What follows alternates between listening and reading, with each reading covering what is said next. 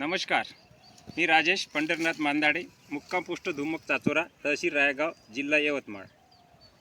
आणि आज आपण पाहणार आहोत SRT आणि SRT मधलं जे सेंद्रिय कर्ब आपण म्हणतो, त्या सेंद्रिय कर्बाबद्दल पूर्ण माहिती आणि सेंद्रिय कर्ब कसा असतो, का असतो, त्याच्याबद्दल पूर्ण माहिती जाणून घेऊ. त्या अगोदर आपण मागच्या व्हिडिओला आपल्याला कमेंट्स करणारे श्री विष्णुभाऊ साबळे पाटील या शेतकऱ्यांना आपल्याला एक कमेंट केली होती. त्यांनी भाताबद्दल माहिती विचारली होती आपल्याला. तर आमच्या यवतमाळ जिल्ह्यात तर काही भाताची लागवड होत नाही, तरी पण SRT पद्धतीने कोकणामध्ये जे शेती करतात भाताची, त्यांनी एक असं यंत्र बनवलेलं आहे, टोकन यंत्रासारखं. त्यांनी ते ढाचा बनवला आणि ते छिद्र पाडत पाडत त्या बेडवर आणि मागून मजुराच्या हाताने चिमूटभर दाणे भात आपल्या याचे भाताचे त्यामध्ये टाकतात. त्यामधले भाताची लावण करत असतात. तर मी म्हणतो आपल्याकडे आता तुम्ही कोणत्या भागातले हे तर मला माहीत नाही, परंतु आपण जर लावण करून पाहत असाल तर टोकन यंत्रानं आम्ही गहू लागवड करत आहोत. तर तशाच पद्धतीने जर तुम्ही जर त्या टोकन यंत्रानं करत असाल तर करू शकता. पण थोडंफार 1-2 बेड म्हणा किंवा 2-4 वळी ह्यावर्षी तुम्ही ट्रायल म्हणून करायला काय हरकत नाही. कारण हे SRT हे तंत्र असं आहे की शेतकऱ्यासाठीच केलेलं तंत्र आहे. ही काही कोणती कंपनी नाही आहे आणि काही नाही आहे.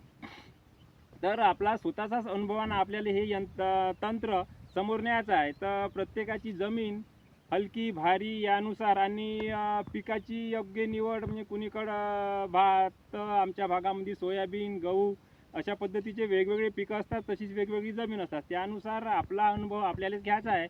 तर अशा तऱ्हेनं मी प्रत्येक शेतकऱ्याला आवाहन करतो की त्यांनी पहिल्या वर्षी SRT करताना आपण 1 एकरावर किंवा अर्ध्या एकरावरच करून पाहावं. मग नंतर आपल्याला त्याच्यातल्या ज्या अडचणी आहे त्या आपल्याला समोरच्या यानं सोडवायला कशी त्याच्यामध्ये हे होते, कसरत होते आपली, ते आपल्याला माहीत पडून जाईल एका वर्षी. आणि आपण पुढच्या वर्षी हेच SRTचं क्षेत्र मग लागण आपलं जेवढं क्षेत्र आहे तेवढं आपण वाढवू शकतो. पण पहिल्या वर्षी आपल्याला माहीत नसतं, त्याच्यामुळे गोंधळ होण्यापेक्षा सर्वात कमीत कमी क्षेत्र करणं मला तरी वाटते आपल्या फायद्याच्या दृष्टीनं चांगलं राहतील. तर सर्वप्रथम मी आपले विष्णुभाऊ साबळे यांचे आमच्या चॅनलवर स्वागत करतो. त्यांची कारण आमच्या चॅनलवरची पहिलेच कमेंट आहे, त्यामुळे त्यांचं मी खूप खूप अभिनंदन करतो आणि आमच्या सर्व टीमतर्फे धन्यवाद देतो. तर आपण आता वळू आपल्या आजच्या विषयाकडे. तर आजचा विषय आपला सेंद्रिय कर्ब म्हणजे काय. SRT जशी पसरत आहे तशीच त्या पद्धतीनं त्याचा सेंद्रिय कर्बाची जे आपण करत आहोत, सेंद्रिय कर्ब, तर तो सेंद्रिय कर्ब म्हणजे नेमकं काय आहे ते आपण आपल्या गावरानी भाषेमध्ये जाणून घेण्याचा प्रयत्न करू. तर हे जे क्षेत्र आहे इथं आपलं पूर्ण कापूस लागवड आहे.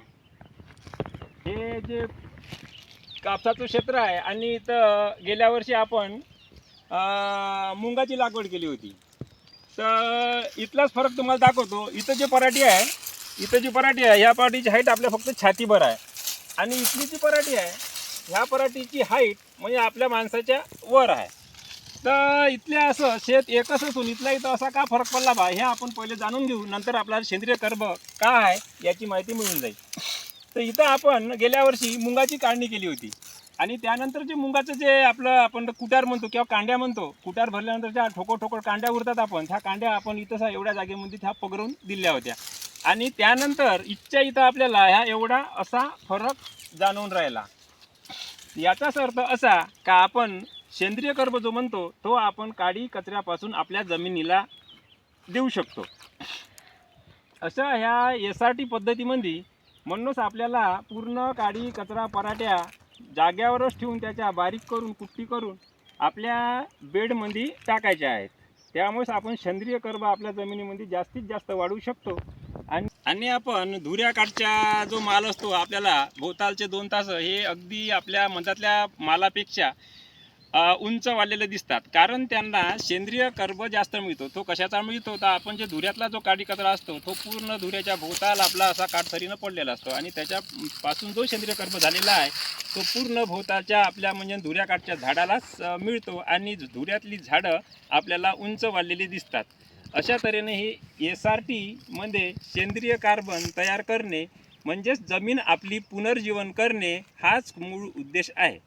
तरी आपला आजचा व्हिडिओ आवडल्यास सर्वांनी लाईक करा आणि शेअर करा. धन्यवाद.